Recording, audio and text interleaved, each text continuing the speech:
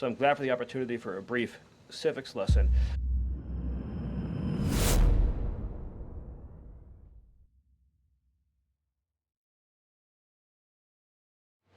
It is true that many of the people in this room for 4 years failed to cover the fact that Joe Biden was mentally incompetent and was not running the country.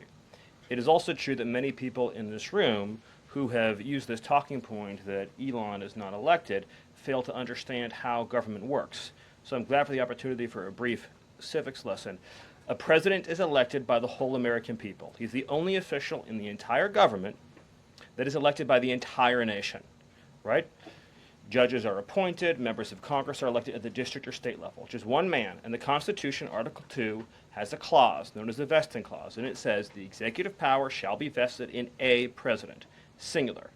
The whole will of democracy is imbued into the elected president. That president then appoints staff to then impose that democratic will onto the government. The threat to democracy, indeed the existential threat to democracy, is the unelected bureaucracy of lifetime tenured civil servants who believe they answer to no one, who believe they can do whatever they want without consequence, who believe they can set their own agenda no matter what Americans vote for. So Americans vote for radical FBI reform, and FBI agents say they don't want to change. Or Americans vote for radical reform on our energy policies, but EPA bureaucrats say they don't want to change. Or Americans vote to end DEI, racist DEI policies, and lawyers at the Department of Justice say they don't want to change.